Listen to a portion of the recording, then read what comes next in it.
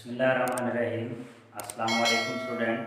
आज के new lecture में आपको खुशामदीद कहते हैं। लास्ट टाइम हमने इम्पल्स के टॉपिक को स्टडी किया था।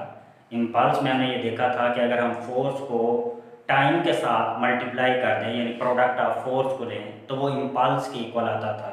और हमने इसके लिए पढ़ा था, इम्पल्स को हमने आई से डिनोट किया था और आई इज इक्वल टू हमने पढ़ा था एफ क्रॉस टी। आज हमें जिस टॉपिक को स्टडी करना है वो है law of conservation of momentum. Law of conservation of momentum को स्टडी करने से पहले स्टूडेंट हम आइसोलेटेड सिस्टम को स्टडी करेंगे। आइसोलेटेड सिस्टम क्या है? स्टूडेंट, हमारे पास कोई ऐसा सिस्टम जिसके ऊपर कोई एक्सटर्नल फोर्स एग्जर्ट ना कर रही हो, लेकिन उस सिस्टम के अंदर जो मॉलिक्यूल हैं वो एक दूसरे के ऊपर फोर्स एग्जर्ट कर रहे हो, तो ऐसे सिस्टम को हम बोलते हैं isolated system. The system in which no external agency exert any force on the system,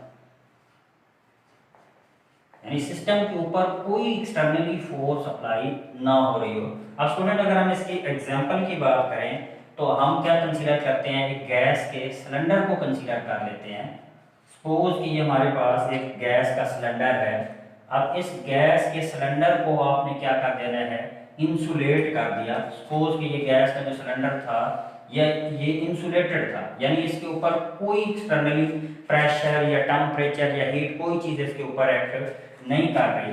अब आप लोग अगर इसके अंदर मॉलिक्यूल को देखें, आप जानते हैं कि जो गैस के मॉलिक्यूल हैं वो रैंडमली आल डायरेक्शन के अंदर क्या कर रहे होते हैं, मूव कर रहे होते हैं।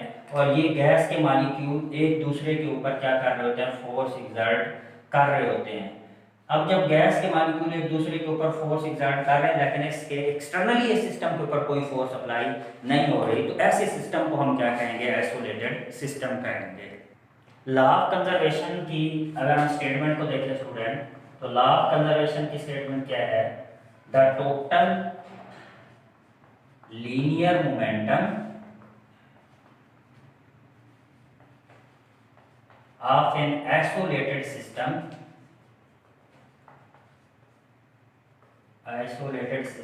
remain constant। यानी जो आइसोलेटेड सिस्टम है उसका जो मोमेंटम है वो किस चीज के बराबर होता है, कांस्टेंट। या यूं भी कह सकते हैं the total linear momentum of an isolated system remain conserve. और इसको स्टूडेंट अगर हम मैथमेटिकली देखें तो हम यूं देखेंगे, हमने कहा था कि मोमेंटम को हम p से रिप्रेजेंट करते हैं और p इज इक्वल टू किस चीज के इक्वल आएगा, कांस्टेंट के इक्वल आएगा। अब स्टूडेंट हम इसके लिए क्या करते हैं, इसको एक एग्जांपल से सॉल्व करते हैं और p is equal to constant prove करने की कोशिश करते हैं। स्टूडेंट हम दो बाल्स को कंसीडर करते हैं। हम सपोज करते हैं कि हमारे पास दो हार्ड बॉल हैं। ये सपोज किया कि हमारे पास दो हार्ड बॉल आ गई। अब फर्स्ट बॉल जो है उसका मास m1 है और वो बॉल मूव कर रही है, उसकी वेलोसिटी v1 है। ये हमारे पास सेकंड बॉल है, इसका मास m2 है और इसकी वेलोसिटी जो है ये v2 है। अब दो हार्ड बॉल हैं जो स्मूथली लीनियर वेलोसिटी के साथ क्या कर रहे हैं, मूव कर रही हैं। अब स्टूडेंट होता क्या है कि थोड़ी देर के बाद ये दो बॉल्स आपस में कोलाइड करती हैं। इस तरह से ये दो बॉल आपस में कोलाइड करती हैं। जैसे ये दो बॉल कोलाइड करेंगी तो ये एक दूसरे के ऊपर फोर्स एग्जर्ट करेंगी। अब स्टूडेंट जो फर्स्ट बॉल है वो सेकंड बॉल के ऊपर जो फोर्स एग्जर्ट करेगी उसको हमने रिप्रेजेंट कर दिया F से, और जो सेकंड बॉल है वो फर्स्ट बॉल के ऊपर फोर्स एग्जर्ट करेगी उसको हमने रिप्रेजेंट कर दिया F प्राइम से। अब क्या होगा कि कोलिजन के बाद ये दोनों बॉल जो हैं मूव करेंगी और इनकी जो वेलोसिटीज हैं वो इंटरचेंज हो जाएंगी। तो जो सेकंड बॉल है, फर्स्ट बॉल हमने कहा था m1, सेकंड बॉल का मास था m2, तो फर्स्ट बॉल की वेलोसिटी क्या हो जाएगी v1 डैश और जो सेकंड बॉल थी उसकी जो वेलोसिटी है वो क्या हो जाएगी v2 डैश हो जाएगी। यानी वेलोसिटीज क्या हो जाएंगी, इंटरचेंज हो जाएंगी। तो student hoarder Newton second law of motion हमने पढ़ा था, F इज इक्वल टू होता है mvf minus mvi over t के इक्वल हमने पढ़ा था। और अगर हम इस रिलेशन को थोड़ा सा अगर हम रिप्लेस कर दें तो हम इस रिलेशन को कुछ इस तरह लिख सकते हैं, F क्रॉस टी, टी को हम इधर ले आते इस तरह मल्टीप्लाई कर देते हैं, तो ये जाएगा M V F minus M V I. अब स्टूडेंट हमने यहाँ पे जो फर्स्ट बार लिया उसके मैथ को m1 और सेकंड बार लिया है उसके मैथ को हमने m2 से रिप्रेजेंट किया है, और इसकी वेलोसिटी को हमने v1 और सेकंड की वेलोसिटी को हमने रिप्रेजेंट किया है v2 से क्या किया हुआ है, रिप्रेजेंट किया हुआ है। तो अब अगर स्टूडेंट हम एक कोलिजन से पहले जो फर्स्ट बार है उसकी वेलोसिटी v1 है और कोलिजन के बाद उसकी जो वेलोसिटी है वो v1 डैश आ रही है, तो इस रिलेशन को हम स्टूडेंट कुछ इस फॉर्म में लिख सकते हैं, f cross t is equal to m1 v1 dash minus m2 m1 v1। ये आप कोलिजन से पहले बार का मास और वेलोसिटी है, और ये कोलिजन के बाद बार का मास और वेलोसिटी के क्या आ रहा है, ये इक्वल आ रहा है। हम इसको इक्वेशन 1 का नाम कह देते हैं। अब ये फर्स्ट बाल थी। अब स्टूडेंट जो सेकंड बाल है उसको भी हम इस फॉर्म में लिख सकते हैं, तो सेकंड बाल को हम लिखेंगे f डैश क्रॉस t, और इसका हम अगर फार्मूला लिखें f डैश का तो कुछ इस तरह से लिखेंगे mvf minus mvi over t, और फिर हम इसको जब रिप्लेस करेंगे तो f डैश t को इस तरफ लेके आएंगे, t इधर आके मल्टीप्लाई हो जाएगा और ये हमारे पास आ जाएगा mvf माइनस mvi, और फिर अगर हम इसको लिखना चाहें तो f डैश ओवर t, अब m क्या आ जाएगा, m2 आ जाएगा, v2 डैश, अब जो सेकंड बाल थी उसका मास m2 था, कोलिजन के बाद उसकी वेलोसिटी v2 डैश थी, इसी तरह यहाँ पे ये क्या आ जाएगा m2 v2। तो ये कोलिजन से पहले आ गया मास और वेलोसिटी, और ये कोलिजन के बाद आ गया मास और वेलोसिटी, तो इसको आप इक्वेशन 2 कहते हैं। तो स्टूडेंट सिंपली हम क्या करते हैं, इक्वेशन 1 और इक्वेशन 2 को ऐड कर देते हैं, एडिंग इक्वेशन 1 एंड इक्वेशन 2। अब जब हम इनको ऐड करेंगे स्टूडेंट, लेफ्ट साइड को लेफ्ट साइड और राइट साइड को राइट साइड में ऐड करेंगे, तो फर्स्ट इक्वेशन की हमारे पास लेफ्ट साइड आ रही है, वो आ रही है f क्रॉस t, और इक्वेशन 2 की जो राइट साइड आ रही है plus f prime cross t, और अब इनकी राइट साइड को हम राइट लिख देते हैं। राइट साइड हमारे पास इसकी इक्वेशन क्या आ रही थी, m1 v1 dash minus m2 v2 dash, और प्लस फिर उसके बाद इसकी राइट साइड लिखते हैं जो किस चीज़ के बराबर आ रही थी, m2 v2 dash minus m2 v2 के क्या आ रही थी, इक्वल आ रही थी। जस्ट हमने क्या किया है, दोनों इक्वेशन को स्टूडेंट ऐड अप कर दिया है।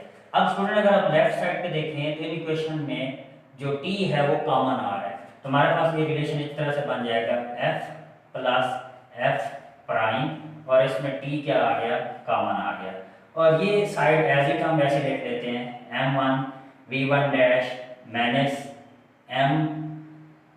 m1, और ये हमारे पास आ रहा था m1 v1 डैश, और ये हमारे पास आ रहा था m1 v1 के इक्वल आ रहा था, m1 v1 के इक्वल आ रहा था। तो राइट साइड वैसे हमने लिख ली m1 v1, और ये हमारे पास आ रहा था plus m2 v2 dash minus m2 v2 आ गया, यानी राइट साइड एज इट हमने लिख ली है। अब student according to Newton third law of motion, Newton third law of motion, अब student Newton third law of motion के क्या है कि जो फर्स्ट बॉल है वो फोर्स एग्जर्ट करेगी सेकंड बॉल के ऊपर, जो सेकंड बॉल है वो फोर्स एग्जर्ट करेगी फर्स्ट बॉल के ऊपर। दोनों फोर्स की स्टूडेंट मैग्नीट्यूड सेम है, जबकि दोनों की डायरेक्शन क्या है, अपोजिट है, तो फिर हम कह देंगे कि जो F है वो बराबर है माइनस F प्राइम के।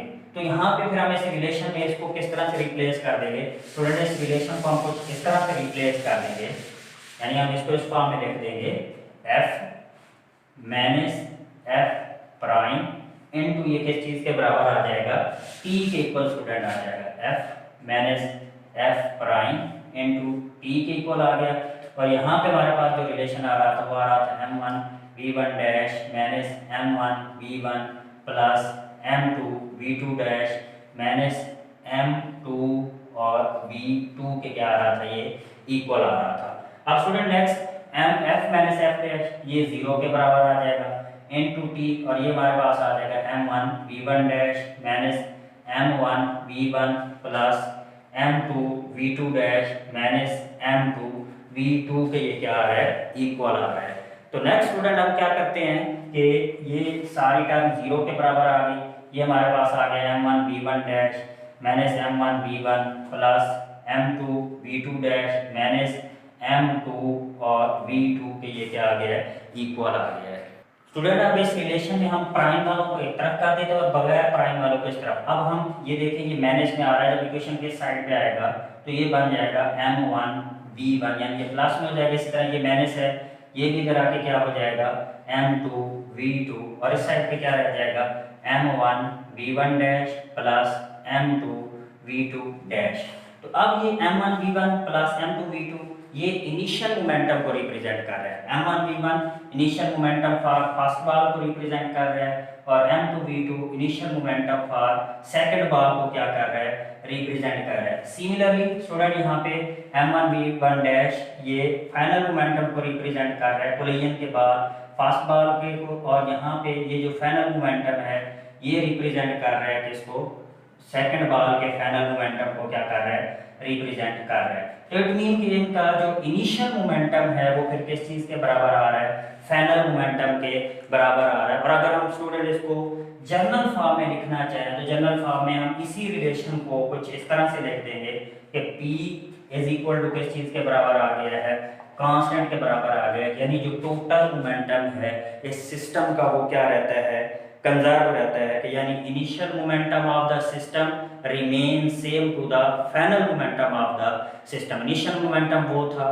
जो बॉल कोलाइड होने से पहले गेन कर रही थी और फाइनल मोमेंटम वो है जो बॉल कोलाइड करने के बाद गेन कर रही है। तो टोटल मोमेंटम जो है वो आइसोलेटेड सिस्टम का कांस्टेंट रहता है। स्टूडेंट अगर आपको इस टॉपिक में कोई प्रॉब्लम आ रहा है तो कमेंट बॉक्स में कमेंट करके आप क्वेश्चन को मालूम कर सकते हैं। नेक्स्ट लेक्चर तक के लिए अल्लाह हाफिज़।